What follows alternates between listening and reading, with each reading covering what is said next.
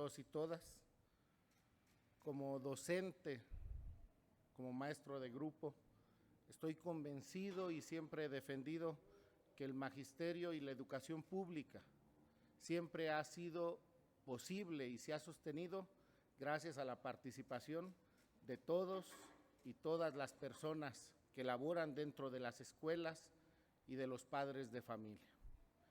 Durante mucho tiempo las carencias en la educación pública han sido evidentes.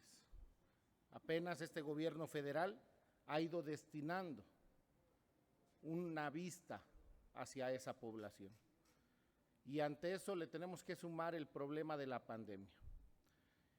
Les queremos ratificar desde este espacio a todos los maestros que tienen todo nuestro respaldo, todo nuestro apoyo, y que ese apoyo no es nada más en discurso.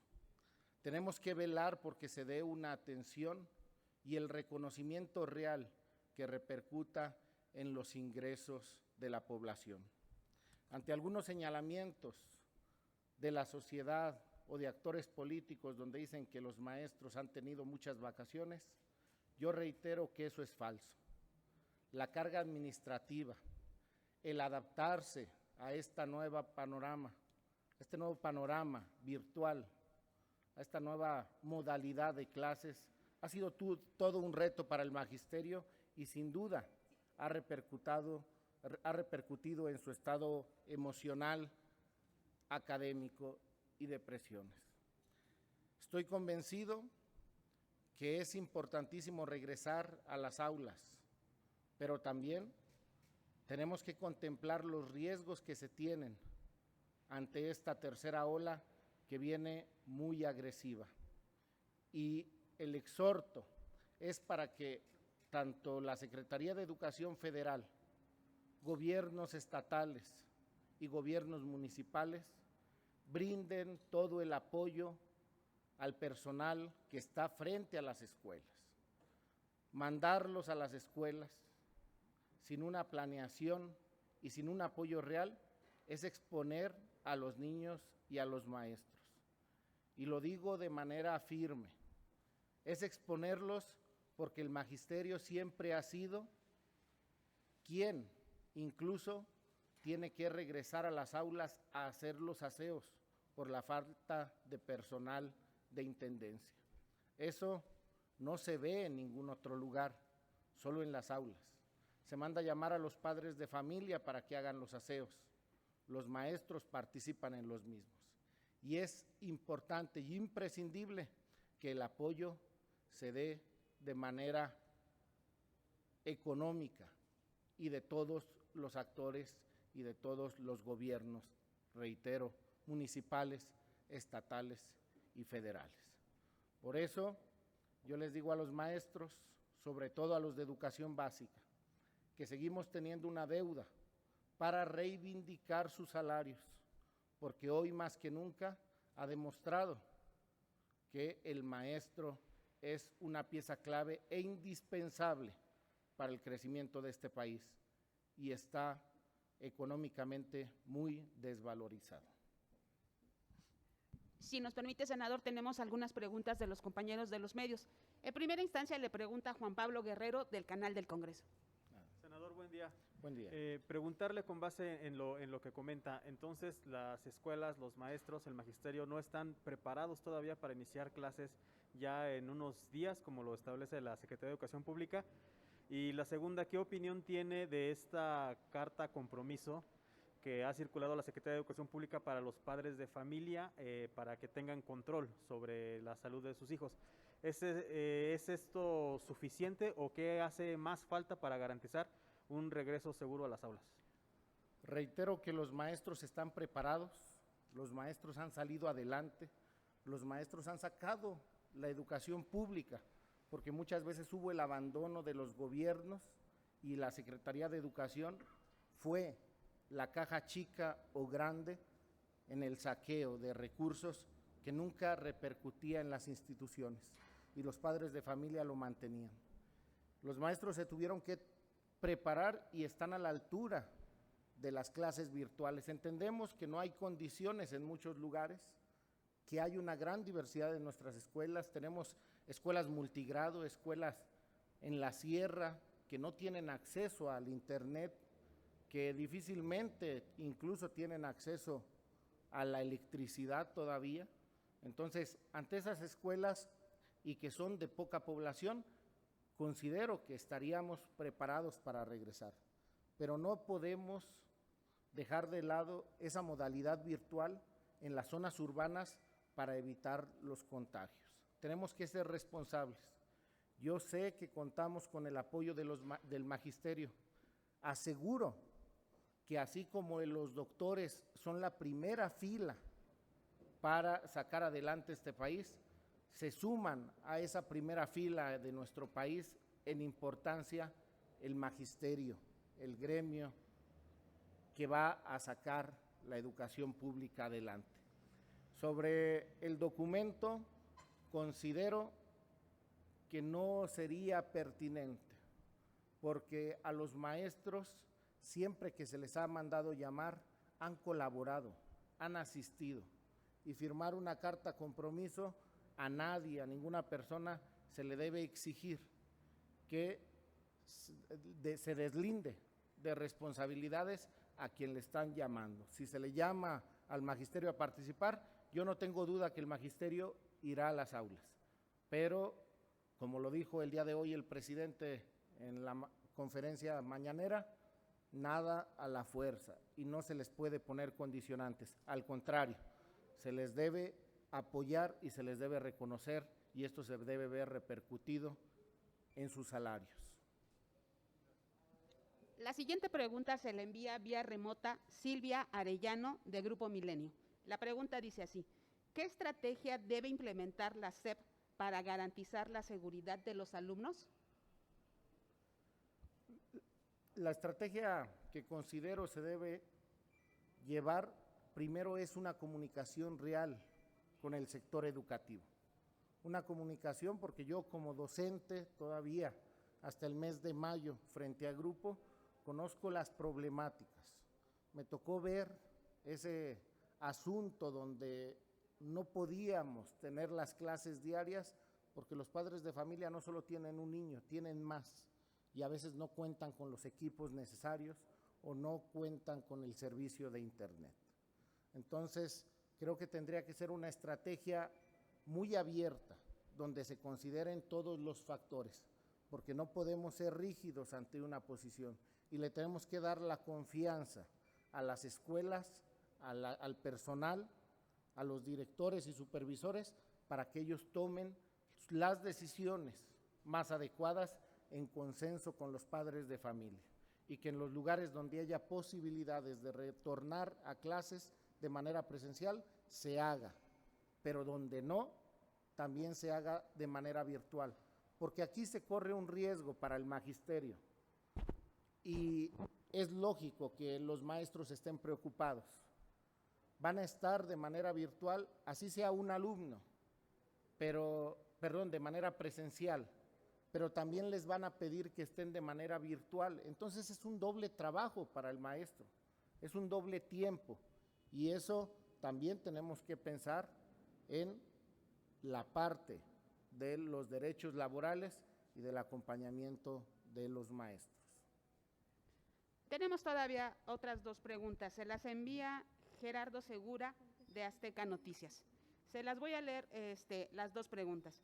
La primera es: ¿cree usted que estamos en condiciones del regreso a clases en pleno pico de la pandemia y cuando ayer se registró el mayor número de contagios y de muertes en esta tercera ola de esta pandemia? ¿Están dadas las condiciones en las escuelas para un regreso seguro?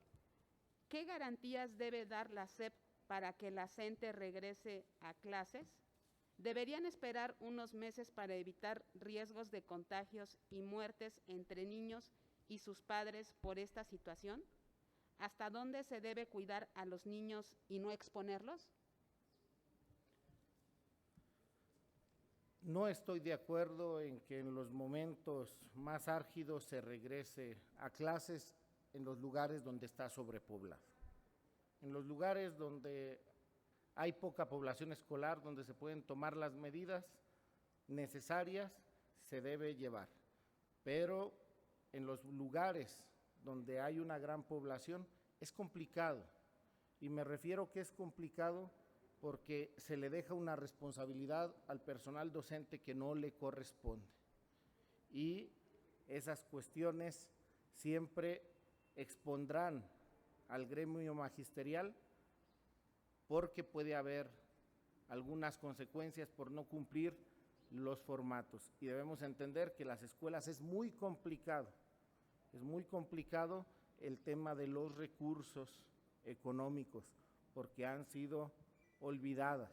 Ahora se tiene el programa La Escuela es Nuestra, que ha ayudado para mejorar la infraestructura, pero necesitamos también que en esta ocasión se dé un apoyo para garantizar que se tenga el gel antibacterial y que no salga de los padres de familia y que no salga del personal de la escuela, porque también esto permite, cuando se hace mal uso, que algunas personas lucren con esa aportación voluntaria que malamente han implementado como cuotas escolares.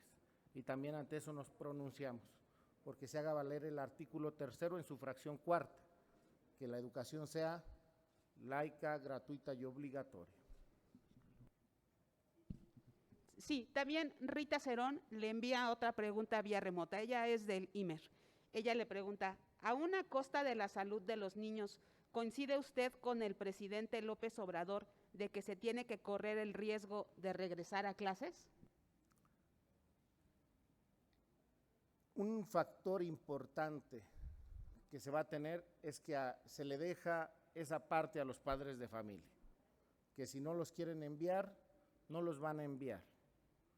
Y también considero que hay padres de familia que ven la necesidad que sus hijos estén cerca de las aulas. Entonces el riesgo quizá no se deba tomar. Por eso reitero la postura donde se le dé como estrategia a cada escuela la decisión si tienen las condiciones para que el regreso sea virtual o presencial. La siguiente pregunta se la envía Luis Carlos Rodríguez del periódico El Universal. Él pregunta, ¿qué porcentaje de escuelas, sobre todo del ámbito rural e indígena, que carecen de agua, están preparadas para el regreso a clases? Pues yo creo que es un gran reto que todas las escuelas rurales, no nada más del sector indígena, que se cuentan con esas carencias. Y por eso es importante que los ayuntamientos, las alcaldías, en el caso de la Ciudad de México, y los gobiernos estatales destinen el recurso para dotar a todas las instituciones de lo básico, porque no podríamos estar haciendo el llamado a los padres de familia y a los maestros a que regresen a una educación si no se les dota de lo necesario para garantizar la seguridad de nuestros niños y de nuestros maestros.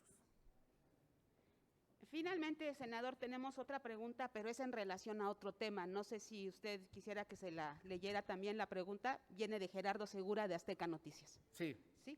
La pregunta es, ¿qué opina usted de la reaparición del diputado Benjamín Saúl Huerta, acusado de abuso sexual y que mandó un video a un programa de radio y de televisión por cable para decir que es inocente? ¿Cree en su inocencia? ¿Debe entregarse a la justicia? ¿Cuál es su opinión? En ese sentido, no soy la instancia a la que le compete dar solución a eso, pero estoy convencido que en este gobierno no hay una cacería de brujas. Si nada se debe, nada se debe temer, y es mejor enfrentar la justicia para aclarar cualquier situación. Retomando el tema del regreso a clases, le envía otra pregunta a Gerardo Cedillo de Enfoque. La pregunta dice así: los maestros están en su derecho de asistir o no, igual que los alumnos, sobre todo a pedir el refuerzo de la vacuna CanSino del que están hablando especialistas a nivel mundial. Creo que los maestros tienen la convicción. Yo les doy todo mi reconocimiento porque siempre han estado y ante las condiciones más adversas, los maestros llegan a cada lugar del país. Entonces yo creo que están y que ellos van a responder al llamado que se les haga. Pero nosotros como Estado tenemos que darles las garantías tanto a niños como al personal del sistema educativo. Y sí se debe considerar el refuerzo, pero también entender que algunos maestros no se aplicaron la Cancino por el tema de la edad y que ya llevaban un panorama u otra vacuna que se habían implantado, y hay quienes no lo tienen completo el cuadro, solo tienen una de las dosis. Entonces, sí tenemos que fortalecer eso, sí tenemos que ir buscando la manera de que se proteja al magisterio, y por eso mi pronunciamiento va a que se privilegie el diálogo para poder superar las resistencias de los sectores de la educación y de padres de familia, quienes con justa razón ven con temor el inicio de las clases presenciales en medio de una muy agresiva tercera ola. Muy bien, senador. Tenemos también aquí otra pregunta de parte de Félix Muñiz, de Punto Aéreo. ¿Qué tal, senador? Muy buenos días. Buen día. Entonces, digamos, en conclusión, se tendría que repensar este regreso de los niños a la escuela, porque si bien las condiciones las tendrá la Secretaría de Educación Pública para proporcionarles espacios abiertos, gel, hay en unas escuelas que no hay ni agua. Entonces, sí es necesario que los niños se socialicen, pero ante esta ola de contagios no sé si sea lo más conveniente repensar este regreso. Y la otra sería, ¿hay condiciones para un extraordinario y sacarlo de la revocación de mandato? Gracias. Efectivamente hay escuelas, por ejemplo, donde yo laboro, es una escuela de extensión territorial muy pequeña y con mucho alumnado, que no cuenta y que está ubicada en una zona muy marginal. Entonces sí se tiene que replantear, repensar y volver a pensar, y siempre, como en toda planeación, tener la mentalidad de que esto pueda cambiar en cualquier momento y que se pueda revertir. Creo que los talleres y el consejo que se va a tener es una buena oportunidad para que se priorice el diálogo con los maestros, con los padres de familia, para poder dar la solución a este problema, y que no sea nada más un llamado, sino que sea un llamado muy comprometido por las autoridades, donde puedan dotar a todas las instituciones. Sobre el tema de la revocación de mandato, yo sí les puedo decir que el Senado de la República ha hecho todo y hemos apoyado, se le ha apoyado a todas las iniciativas con las que nos comprometimos junto con el presidente en el proyecto alternativo de nación, y darles a conocer y pedirles a todos los compañeros que no hagan fuego con leña verde, porque esto no depende nada más de Morena. Son varios grupos parlamentarios que se tiene que llegar a acuerdo. El día de ayer, aquí mismo, el coordinador de la bancada de Movimiento Ciudadano, el senador Dante, dijo que no iba a ir por ese extraordinario. Yo entiendo que nuestro coordinador, el senador Ricardo Monreal, está haciendo todo lo que le toca, pero no es tan fácil, no tenemos toda la mayoría, y sí pedirles a todos los actores y a todos los que nos ven que nos tengan confianza.